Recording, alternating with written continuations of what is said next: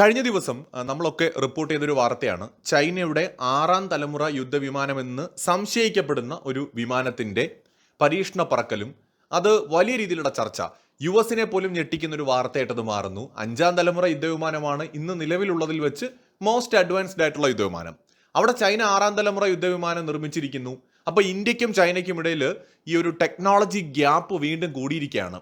ഇന്ത്യക്ക് ഇത് കണ്ണു തുറക്കുന്ന ഒരു കാര്യമാണ്. ഇന്ത്യ എന്ത് ചെയ്തുകൊണ്ടിരിക്കുകയാണ്? ആക്ച്വലി ഇങ്ങനെയുള്ള കമൻസ് ഇഷ്ടം പോലെ നമ്മുടെ പല ഭാഷകളിലായിട്ട് കാണുന്നുണ്ട്. കാരണം നമ്മുടെ DRDOയെയും അതുപോലെ തന്നെ ഹാലിനെയും ഒക്കെ വിമർശിച്ചുകൊണ്ട് ഒരുപാട് കമൻസ്, ഇന്ത്യക്കാരാണോ എന്ന് എനിക്ക് സംശയം പോലുമുണ്ട്. അത്രയും വിമർശിക്കുന്ന കമന്റുകളാണ് കാണാൻ കഴിഞ്ഞത്.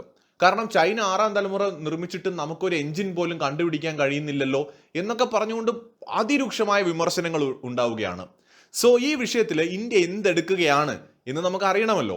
അപ്പോൾ തീർച്ചയായിട്ടും ഇന്ത്യയുടെ ഈ ഒരു AMCA പ്രോജക്റ്റും ഇന്ത്യയുടെ സ്വന്തമായിട്ട് എഞ്ചിൻ നിർമ്മിക്കാനുള്ള പദ്ധതികളുമൊക്കെ ഏത് ഘട്ടം വരെ എത്തി എന്നതിനെ കുറിച്ച് വളരെ ഡീറ്റെയിൽ ആയിട്ട് ഒന്ന് അന്വേഷിച്ചപ്പോൾ ഷോക്കിംഗ് ആയിട്ടുള്ള കുറച്ച് കാര്യങ്ങളാണ് കാണാൻ കഴിഞ്ഞത്.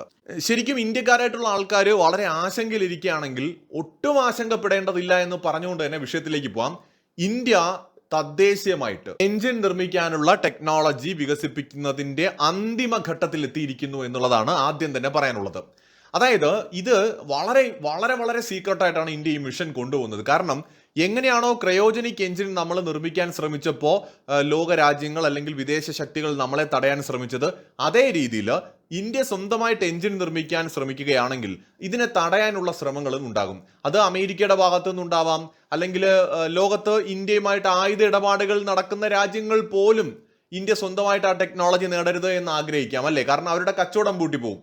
മൂന്നാമത് ചൈനയുടെ ഭാഗത്തു നിന്നുണ്ടാവാം, നാലാമത് പാകിസ്ഥാന്റെ ഭാഗത്തു നിന്നുണ്ടാകാം. അപ്പൊ പല രാജ്യങ്ങൾക്കും ഇന്ത്യ തദ്ദേശീയമായിട്ട് എഞ്ചിൻ നിർമ്മിക്കുന്നതിനോട് എതിർപ്പുണ്ടാവും. കാരണം ഒന്ന് കുറെ രാജ്യങ്ങൾക്ക്, ഈവൻ റഷ്യ ഉൾപ്പെടെ ആഗ്രഹിക്കുന്നുണ്ടാവും ഇന്ത്യ സ്വന്തമായിട്ട് ചെയ്യരുതെന്ന്. കാരണം അവരുടെ ബിസിനസ് പോവും. രണ്ടാമത് അമേരിക്കയും ആഗ്രഹിക്കും, അവരുടെയും ബിസിനസ് പോവും. കാരണം ഇന്ത്യ സ്വന്തമായിട്ട് ഉണ്ടായി കഴിഞ്ഞാൽ പിന്നെ അവരുടെ കയ്യിൽ നിന്ന് വാങ്ങില്ല. ചൈനയുടെ കാര്യം എന്താണ്? അവർക്ക് ഭീഷണിയായിട്ട് മാറും. പാകിസ്ഥാനും ഭീഷണിയായിട്ട് മാറും. സോ ഈ രാജ്യങ്ങളെല്ലാം ഒരുപക്ഷെ നമ്മുടെ സുഹൃത്ത് രാജ്യങ്ങളായിട്ടുള്ള റഷ്യയും ഇസ്രയേലും അടക്കം ഇന്ത്യ സ്വന്തമായിട്ട് സ്വയം പര്യാപ്തത നേടരുത് എന്ന് ആഗ്രഹിക്കും. എന്നാൽ ഇതിനെ ഒക്കെ മറികടന്ന് നമുക്കിത് നിർമ്മിക്കേണ്ടതും ആവശ്യമാണ്. അപ്പോൾ ഇന്ത്യ ഗവൺമെന്റ് അല്ലെങ്കിൽ ഇന്ത്യൻ ഏജൻസികൾ വളരെ വളരെ രഹസ്യമായിട്ടായിരിക്കും ഈ മിഷൻ മുന്നോട്ട് കൊണ്ടുപോകുന്നത് എന്നുള്ളത് നമ്മൾ ആദ്യം മനസ്സിലാക്കണം. ഒരു ഡേറ്റാസും പുറത്തു വരാൻ കഴിയാത്ത തരത്തിൽ. പക്ഷെ എന്നാലും എവിടെന്നെങ്കിലുമൊക്കെ എന്തെങ്കിലുമൊക്കെ വരും. അപ്പോൾ അത് സൂചനകളാണ്. ഈ സൂചനകളെ അനലൈസ് ചെയ്ത് കഴിഞ്ഞാൽ നമുക്ക് മനസ്സിലാകും കാര്യങ്ങൾ എങ്ങോട്ടാണ് പോകുന്നതെന്ന്. എല്ലാവരും ഘാതക് എന്ന് വിളിക്കുന്ന അല്ലെങ്കിൽ ഘടക് എന്നൊക്കെ പ്രൊനൗൺസ് ചെയ്യുന്ന ഇന്ത്യയുടെ ഒരു ഡ്രോണിനെ കുറിച്ച് കേട്ട് കാണും. ഇത് 5ാം തലമുറ യുദ്ധവിമാനങ്ങളെ പോലെ തന്നെ സ്റ്റെൽത്ത് ക്യാപ്പബിലിറ്റി ഉള്ള ഒരു ഡ്രോൺ ആണ്. ഈ ഡ്രോണിനെ കുറിച്ച് പറഞ്ഞിട്ട് നമുക്ക് എഞ്ചിൻ ടെക്നോളജിയിലേക്ക് പോവാം. വളരെ വളരെ ഇമ്പോർട്ടൻ്റ് ആയിട്ട് നമ്മൾ ഇന്ത്യക്കാർ മനസ്സിലാക്കേണ്ടതാണ്. ഇനിയുള്ള കാലത്ത് ഡ്രോണുകൾ വളരെ പ്രധാനമാണെന്നുള്ളത് എല്ലാവർക്കും അറിയാം. എന്താണ് സ്റ്റെൽത്ത് ക്യാപ്പബിലിറ്റി ഉള്ള ഡ്രോണുകൾ? ലോ റഡാർ ക്രോസ് സെക്ഷനിൽ വരുന്ന, അതായത് ഈ റഡാറുകൾക്ക് ഡിറ്റക്ട് ചെയ്യാൻ പറ്റാത്ത തരത്തിൽ നിർമ്മിക്കപ്പെട്ടിട്ടുള്ള ഡ്രോണുകളാണ്. മാത്രമല്ല ഇവ വളരെയധികം അഡ്വാൻസ്ഡ് സെൻസേഴ്സും ആർട്ടിഫിഷ്യൽ ഇന്റലിജൻസ് ടെക്നോളജിയും ഇംപ്ലിമെന്റ് ചെയ്തിട്ടുള്ള മോസ്റ്റ് അഡ്വാൻസ്ഡ് ആയിട്ടുള്ള ഡ്രോണുകളായിരിക്കും. ഇവയുടെ പെർഫോമൻസ് എന്ന് പറയുന്നത് സാധാരണ ഡ്രോണുകളെ അപേക്ഷിച്ച് ഒരുപാട് മുന്നിലായിരിക്കും. ഏതൊക്കെയാണ് സ്റ്റെൽത്ത് ക്യാപ്പബിലിറ്റി ഉള്ള ഡ്രോണുകൾ? അമേരിക്കയുടെ കയ്യിൽ ഒരു RQ-170 എന്ന് പറയുന്ന ഒരു ഡ്രോൺ ഉണ്ട്, സ്റ്റെൽത്ത് ക്യാപ്പബിലിറ്റി ഉള്ളതാണ്. ഇത് ദ ബീസ്റ്റ് ഓഫ് കാണ്ടഹാർ എന്ന ചുരുക്കപ്പേരിൽ ഒരു നിക് നെയിമിൽ അറിയപ്പെടുന്ന ഒന്നാണ്. ലോക്ഹീഡ് മാർട്ടിൻ ആണ് അത്ര ഇത് ഡെവലപ്പ് ചെയ്തിട്ടുള്ളത്. അതുപോലെ തന്നെ X-47B എന്ന് പറഞ്ഞിട്ടുള്ള ഒരു ഡ്രോൺ കൂടി യുഎസിന്റെ കയ്യിലുണ്ട്. അവെഞ്ചർ എന്ന് പറയുന്ന ഒരു ഡ്രോൺ കൂടി ജനറൽ അറ്റോമിക്സ് അവിടെ ഡെവലപ്പ് ചെയ്തിട്ടുണ്ട്. അതും യുഎസിന്റെ ആണ്. UK-യും ഫ്രാൻസും ഓരോന്ന് ഡെവലപ്പ് ചെയ്യുന്നതായിട്ടാണ് അറിയാൻ സാധിക്കുന്നത്. പിന്നെ ഉള്ളത് ഇന്ത്യയുടെ ഘാതക് ആണ്. അതോടൊപ്പം ചൈനയും ഒരെണ്ണം നിർമ്മിക്കുന്നുണ്ട് എന്നാണ് അറിയാൻ സാധിക്കുന്നത്, CH-7 എന്ന് പറഞ്ഞിട്ട്. റഷ്യയ്ക്കും ഒരു സ്വന്തമായിട്ടൊരു സ്റ്റെൽത്ത് ഡ്രോൺ നിർമ്മിക്കുന്നുണ്ട് എന്നാണ് മനസ്സിലാക്കാൻ സാധിക്കുന്നത്. അപ്പോൾ ഇത് നടക്കുന്നതേ ഉള്ളൂ, പൂർത്തിയായിട്ടൊന്നുമില്ല. ഇന്ത്യയുടെ ഘാതക് നേരത്തെ തന്നെ വാർത്തകളിൽ ഇടം പിടിച്ചിട്ടുള്ള ഒരു ഡ്രോൺ ആണ്. ഈ ഘാതക് എന്ന് പറയുന്നത് വൺ ഓഫ് ദ ബെസ്റ്റ് എന്ന് പറയാവുന്ന ഒരു ഡ്രോൺ ആണ്. ഇതിന്റെ ഭാരം എന്ന് പറയുന്നത് ഏകദേശം ഒരു 12 ടണ്ണ് ഭാരം വരും. ശത്രു കേന്ദ്രങ്ങളിലേക്ക് കടന്നു കയറി ആക്രമണം നടത്തുക, നിരീക്ഷണങ്ങൾക്ക് ഉപയോഗിക്കുക, രഹസ്യ വിവരങ്ങൾ ശേഖരിക്കുക തുടങ്ങിയ മൾട്ടിപ്പിൾ മിഷൻസിന് അനുയോജ്യമായ രീതിയിലാണ് ഈ ഡ്രോണിനെ വികസിപ്പിച്ചെടുക്കുന്നത്. 1.5 ടൺ ഭാരമുള്ള പേലോഡുകൾ വഹിക്കാനുള്ള ശേഷി ഇതിനുണ്ട്. ഇന്റേണൽ വെപ്പൺസ് ബേ ആണ് ഇതിന്റെ ഏറ്റവും പ്രധാനപ്പെട്ട ഒരു സവിശേഷതയും. പ്രിസിഷൻ ഗൈഡഡ് ബോംബുകൾ, മിസൈലുകൾ ഉൾപ്പെടെ വഹിക്കാൻ കഴിയുന്ന ഇത് ശരിക്കും ഒരു എയർക്രാഫ്റ്റ് എങ്ങനെയാണോ അല്ലെങ്കിൽ ഒരു യുദ്ധവിമാനം എങ്ങനെയാണോ അതുപോലെ പെർഫോം ചെയ്യാൻ കഴിയുന്ന, എന്നാൽ ആളില്ല യുദ്ധവിമാനം എന്ന് വിളിക്കാവുന്ന ഒന്നാണ്. സാധാരണ യുദ്ധവിമാനങ്ങളെയൊക്കെ അപേക്ഷിച്ച് ഇതിന് വളരെ കുറഞ്ഞ റഡാർ ക്രോസ് സെക്ഷൻ മാത്രമാണ് ഉള്ളത്. അപ്പൊ അതുകൊണ്ട് തന്നെ ഇതിനെ റഡാറുകൾക്ക് പൊതുവെ കണ്ടെത്താൻ വളരെ പ്രയാസമാണ്. എന്ത് തരം എഞ്ചിനായിരിക്കും ഇതിന് ഉപയോഗിക്കുക? അവിടെയാണ് അടുത്ത ചോദ്യം. ഈ ഒരു പദ്ധതിക്ക് വേണ്ടിയിട്ട് ഇന്ത്യ 400 കോടി രൂപ ആദ്യം അനുവദിച്ചിരുന്നു. AMCA ഘാതക് എന്നാണ് ഈ പ്രോജക്റ്റിന്റെ പേര് തന്നെ. കുറച്ചുനാൾ മുമ്പാണ് ഈ ഒരു ഡ്രോണിന് ക്യാബിനറ്റ് കമ്മിറ്റിയുടെ, സുരക്ഷാ കാര്യങ്ങൾക്കുള്ള ക്യാബിനറ്റ് കമ്മിറ്റിയുടെ അനുമതി കിട്ടുന്നത്. പിന്നാലെ 15,000 കോടി കൂടി ഇതിന് അധികമായിട്ട് അനുവദിക്കുകയുണ്ടായി. ഇതിൽ ഒരു ഭാഗം ഘാതകിന് വേണ്ടി വിനിയോഗിക്കുമെന്നാണ് പറഞ്ഞത്. അത് എത്ര എന്ന കാര്യം നമുക്ക് അറിയില്ല. അവിടെയാണ് ഇന്ത്യ അതീവ രഹസ്യ സ്വഭാവം ഇത്തരം മിഷനുകളിൽ പിന്തുടരുന്നത്. അപ്പൊ ഇത് മൊത്തത്തിൽ അങ്ങൊരു തുക പ്രഖ്യാപിക്കുകയാണ്. അപ്പൊ ഘാതകിന് വേണ്ടി എത്ര എമൗണ്ട് എന്ന് അറിഞ്ഞാലേ എന്ത് തരം പ്രോജക്റ്റുകളാണ് ഇതിന്റെ പുറകിൽ നടക്കുന്നതെന്ന് മറ്റ് ആളുകൾക്ക് തിരിച്ചറിയാൻ കഴിയുകയുള്ളൂ, അല്ലെങ്കിൽ എനിമി രാജ്യങ്ങൾക്ക് മനസ്സിലാകുകയുള്ളൂ. ഇവിടെ ഇന്ത്യ ഇക്കാര്യത്തിൽ ഒരു വ്യക്തതയൊന്നും കൊടുത്തിട്ടില്ല. എന്നാൽ ഒരു കാര്യത്തിൽ വ്യക്തത വന്നിട്ടുണ്ട്. ഇന്ത്യ തദ്ദേശീയമായി വികസിപ്പിച്ച കാവേരി എഞ്ചിനിലായിരിക്കും ഘാതക് പ്രവർത്തിക്കുക. നമ്മൾ കേട്ടിട്ടുള്ളത് കാവേരി എഞ്ചിൻ പരിപാടിയൊക്കെ നമ്മൾ ഡ്രോപ്പ് ചെയ്തു എന്നാണ്. ഒരു ഘട്ടത്തിൽ അത് വളരെയധികം നടക്കാത്ത പദ്ധതിയായിട്ട് മാറി എന്നുള്ളത് ശരിയാണെങ്കിലും ഇന്ത്യ കാവേരി എഞ്ചിൻ ഒരു സൈഡിൽ കൂടെ വികസിപ്പിക്കുന്നു എന്നുള്ളതാണ് ഏറ്റവും ഷോക്കിംഗ് ആയിട്ടുള്ള ന്യൂസ്. ഘാതക് എന്ന് പറയുന്ന സ്റ്റെൽത്ത് ക്യാപ്പബിലിറ്റി ഉള്ള ആളില്ലാ യുദ്ധവിമാനം കാവേരി എഞ്ചിൻ ഉപയോഗിച്ച് പ്രവർത്തിക്കും എന്നുള്ളതാണ് ഏറ്റവും ഞെട്ടിക്കുന്ന ഒരു യാഥാർത്ഥ്യം. ഈ സ്റ്റെൽത്ത് എയർക്രാഫ്റ്റുകൾക്ക് അല്ലെങ്കിൽ സ്റ്റെൽത്ത് ഡ്രോണുകൾക്കൊക്കെ വേണ്ട വളരെ പ്രധാനപ്പെട്ട ഒരു കാര്യമുണ്ട് എഞ്ചിൻ നിർമ്മിക്കുന്ന സമയത്ത്. അതെന്താണെന്ന് വെച്ചാൽ, ഈ സ്റ്റെൽത്ത് സാങ്കേതിക വിദ്യ ഉള്ള എയർക്രാഫ്റ്റുകൾക്ക് കുറഞ്ഞ ഇൻഫ്രാറെഡ് സിഗ്നലുകൾ പുറത്തുവിടുന്ന എഞ്ചിൻ ആവശ്യമാണ്. നമ്മുടെ കാവേരി എഞ്ചിൻ ഉണ്ടല്ലോ, ഇത് അത്തരം ഒരു സവിശേഷതയുള്ള ഒരു എഞ്ചിനാണ്. ഇത് കുറഞ്ഞ ഇൻഫ്രാറെഡ് സിഗ്നലുകൾ മാത്രമേ പുറത്തുവിടുകയുള്ളൂ.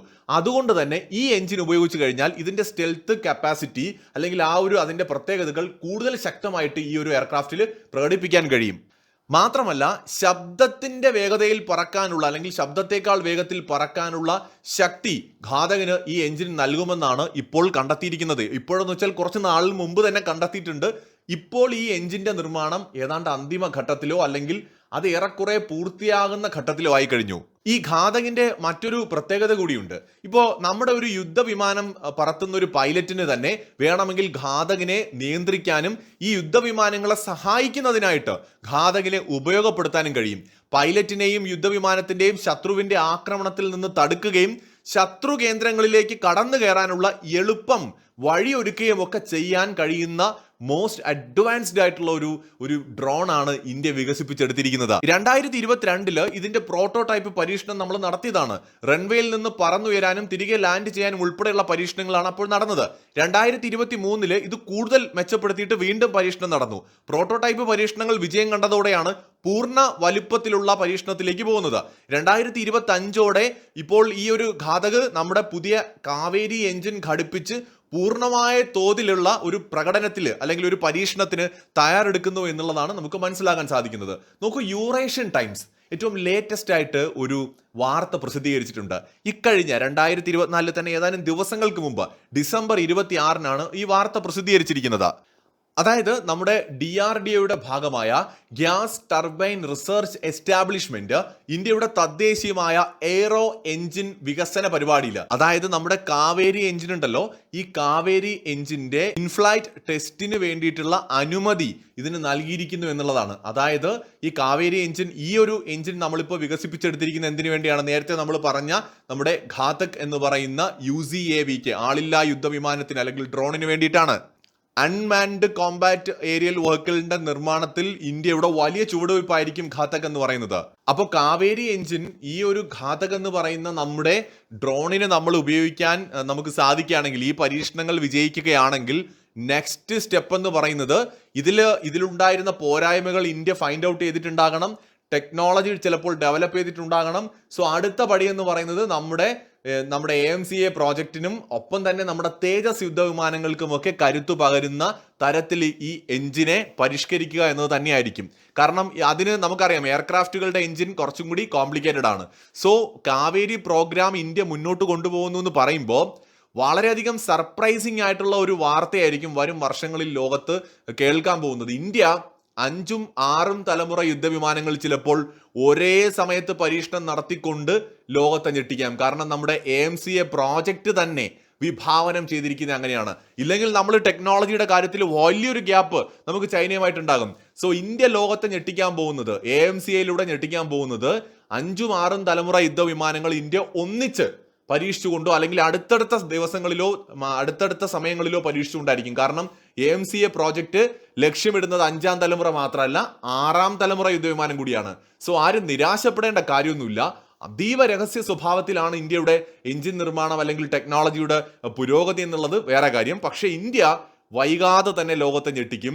അതും പൂർണ്ണമായും തദ്ദേശീയമായി തന്നെ നിർമ്മിക്കും. ഇപ്പോൾ സൗത്ത് കൊറിയ നിർമ്മിക്കുന്ന പോലെ അമേരിക്കയുടെ സഹായത്തോടെയോ അല്ലെങ്കിൽ ഇപ്പോൾ നമ്മുടെ തുർക്കി നിർമ്മിക്കുന്നത് പോലെ യൂറോപ്പിന്റെ സഹായത്തോടെയൊന്നുമല്ല, ഇന്ത്യ സ്വന്തം നിലയിൽ തന്നെ എഞ്ചിൻ വികസിപ്പിച്ചെടുക്കും. കാവേരി എഞ്ചിൻ നിർമ്മാണം എവിടെയും അവസാനിച്ചിട്ടില്ല. അതിവേഗത്തിൽ അത് പുരോഗമിക്കുന്നുണ്ടാവും. അതൊരു പക്ഷേ അതിന്റെ അന്തിമ ഘട്ടത്തിൽ എത്തിയിരിക്കാം. പ്രത്യേകിച്ച് ഘാതകിന്റെ കാര്യത്തിൽ അത് കൺഫേംഡ് ആയിട്ടുള്ള ഒരു ന്യൂസ് ആണ്.